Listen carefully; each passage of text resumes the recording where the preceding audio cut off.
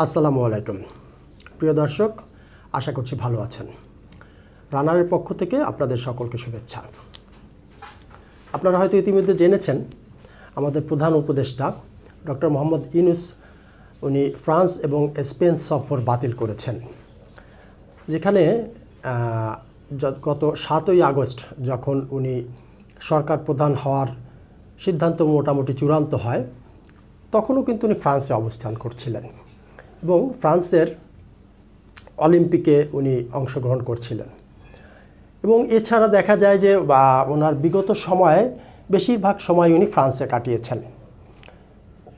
সেইখানে ফ্রান্স থেকে আমন্ত্রণ পাওয়ার পরেও উনি যাচ্ছেন না। কেন যাচ্ছেন না ফ্রান্স সফরে? এবং ইতিমধ্যে আপনারা হয়তো আরও লক্ষ্য করেছেন, এই 9-9.5 মাসের সরকারে উনি প্রায় 9টি দেশে ইতিমধ্যে সফর করেছেন, যার মধ্যে উনি শুরু করেছিলেন যুক্তরাষ্ট্র দিয়ে এবং সর্বশেষ উনি শেষ করেছেন ভ্যাটিকান সিটি দিয়ে। তো আমাদের প্রশ্ন হচ্ছে, যেখানে উনি বিদেশ সফর করতে এত পছন্দ করেন, বিদেশে গিয়ে বিদেশিদের সাথে, বিদেশি সাংবাদিকদের সাথে সুন্দর সুন্দর কথা বলতে পছন্দ করেন এবং ফরাসি সরকারের প্রেসিডেন্ট মিস্টার ম্যাক্রোর আমন্ত্রণ থাকা সত্ত্বেও উনি কেন ফ্রান্সে যাচ্ছেন না? এটি একটি আসলে বড় প্রশ্ন। এবং ফ্রান্সে যেই সফরটি হচ্ছে, সেই সফরটি হচ্ছে আপনার জাতিসংঘের 3য় ওশান কনফারেন্স, যেখানে যোগ দেওয়ার জন্য ওনাকে আমন্ত্রণ জানানো হয়েছে। আগামী 9 জুন থেকে 13ই জুন 2025 সাল পর্যন্ত এই অনুষ্ঠানটি অনুষ্ঠিত হওয়ার কথা। এই অনুষ্ঠানের জন্য প্রেসিডেন্ট ম্যাক্রো ডক্টর মোহাম্মদ ইউনূসকে আমন্ত্রণ পাঠিয়েছেন এবং ডক্টর মোহাম্মদ ইউনূস যখন আগস্ট মাসে বাংলাদেশের প্রধান উপদেষ্টা হিসাবে শপথ গ্রহণ করেন এবং উনি ক্ষমতায় আসেন, তখন প্রেসিডেন্ট ম্যাক্রো ওনাকে শুভেচ্ছা জানিয়েছিলেন এবং পূর্ণ সমর্থন জানিয়েছিলেন তার পাশে থাকার জন্য। অন্যদিকে জাতিসংঘের ফিন্যান্সিং অফ ডেভেলপমেন্ট বা FFD4 সম্মেলনে যোগ দেওয়ার জন্য আমন্ত্রণ জানিয়েছিল স্পেন সরকার। এই সম্মেলনটি আগামী 30 জুন থেকে 3রা জুলাই পর্যন্ত স্পেনে অনুষ্ঠিত হবে বা হওয়ার কথা রয়েছে।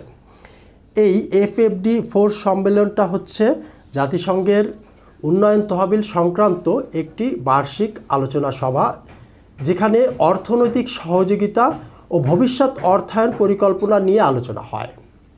তাহলে এটি একটি গুরুত্বপূর্ণ অনুষ্ঠান বলে আমরা অনুধাবন করতে পারি। তাহলে এখন প্রশ্ন হচ্ছে, এমন 2টি গুরুত্বপূর্ণ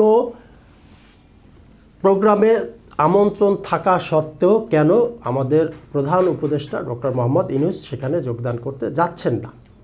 এটি একটি বড় রহস্য। আমাদের সংবাদ মাধ্যমগুলো জানাচ্ছে যে ফ্রান্সের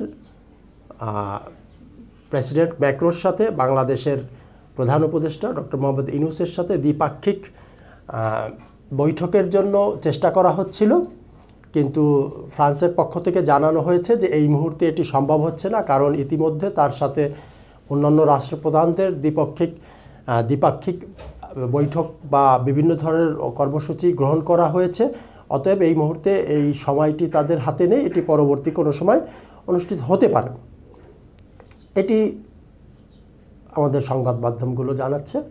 কিন্তু পাশাপাশি আরও একটি বিষয় জানা যাচ্ছে, সেটি হলো ফ্রান্স থেকে জানানো হয়েছে যে যদি গত সরকারের সময়, আওয়ামী লীগ সরকারের সময়, গত 2023 সালের সেপ্টেম্বর মাসে আপনার প্রেসিডেন্ট ইমানুয়েল ম্যাক্রো বাংলাদেশ সফরে এসেছিলেন এবং তখন বাংলাদেশের সাথে বেশ কিছু বিষয়ে একটি মৌখিক চুক্তি হয় বা নীতিগতভাবে সিদ্ধান্ত হয়, আলোচনা হয়। তার মধ্যে অন্যতম ছিল ফ্রান্সের যে এয়ারবাস রয়েছে, সেই এয়ারবাস ক্রয়ের ব্যাপারে।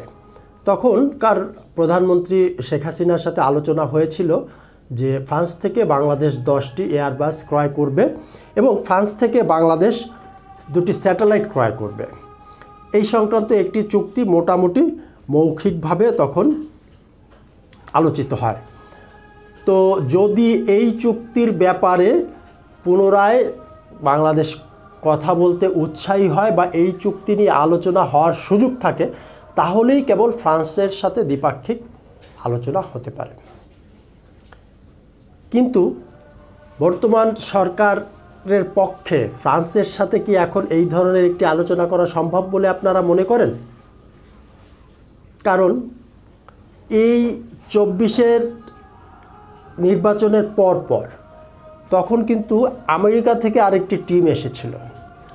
আমেরিকা থেকে একটি প্রতিনিধি দল আসে এবং তারা আমেরিকার বোয়িং কেনার ব্যাপারে বাংলাদেশকে প্রস্তাব দিয়ে থাকে।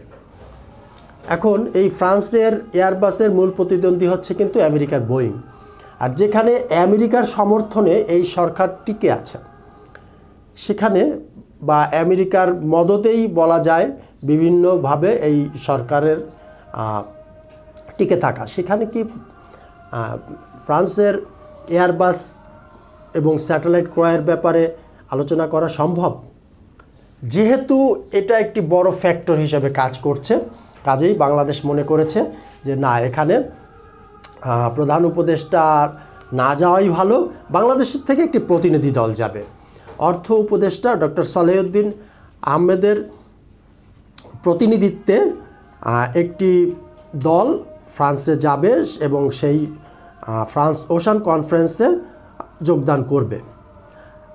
অন্য আরেকটি দল এটি স্পেনের উদ্দেশ্যে যাবে।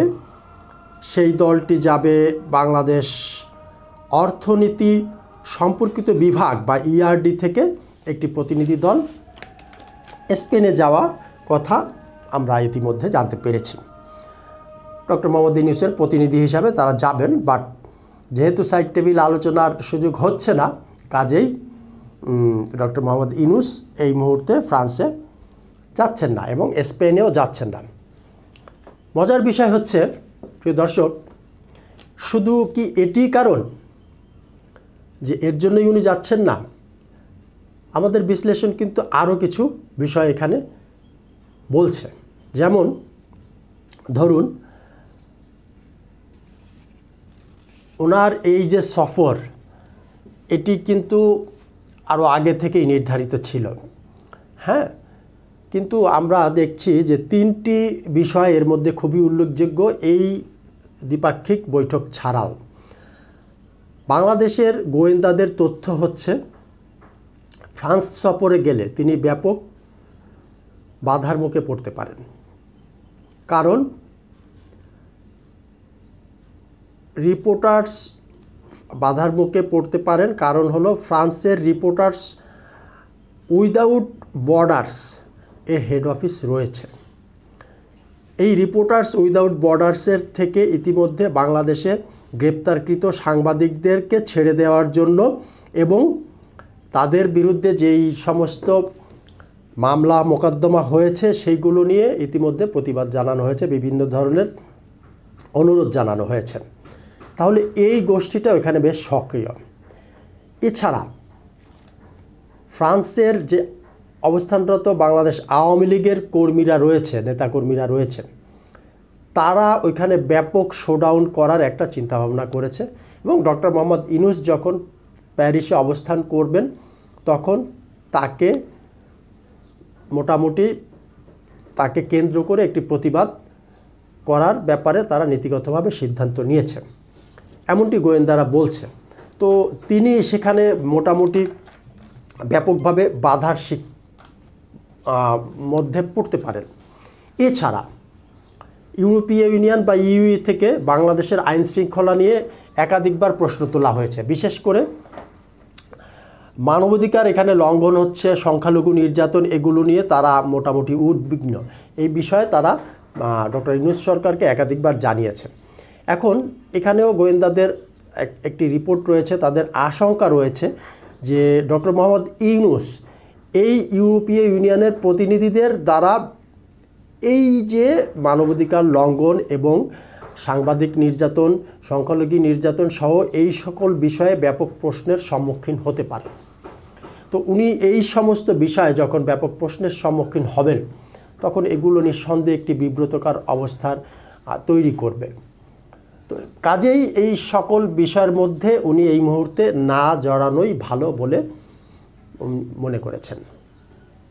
সবথেকে গুরুত্বপূর্ণ কারণ হচ্ছে আরেকটি বিষয় যে আপনারা হয়তো লক্ষ্য করেছেন যে চট্টগ্রাম বন্দর ইস্যুকে কেন্দ্র করে সেনাবাহিনীর সাথে সরকারের একটি দূরত্ব তৈরি হয়েছে এবং যার কারণে সেনাপ্রধানের কিন্তু আমেরিকা সফর বাতিল করা হয়। উনিও এই মুহূর্তে দেশের বাইরে যাওয়াকে সমীচীন মনে করেনি।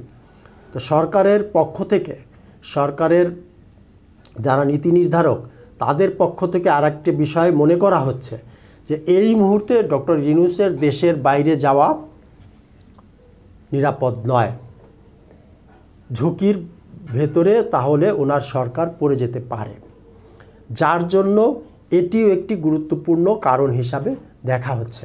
এবং আমার কাছে মনে হয় যে প্রিয় দর্শক, এটি হয়তোবা খুব সবথেকে গুরুত্বপূর্ণ কারণ হতে পারে যে এই মুহূর্তে সরকার মনে করছে না দেশের বাইরে যাওয়া, এটি তাদের কাছে হয়তো ঝুঁকিপূর্ণ মনে হচ্ছে। আপনাদের কাছে কি মনে হয়? এই প্রশ্ন রেখে আজকের মতো এখানেই শেষ করছি। ভালো থাকবেন, সুস্থ থাকবেন। দেখা হবে ইনশাআল্লাহ আবার আগামী পর্বে। আল্লাহ হাফেজ।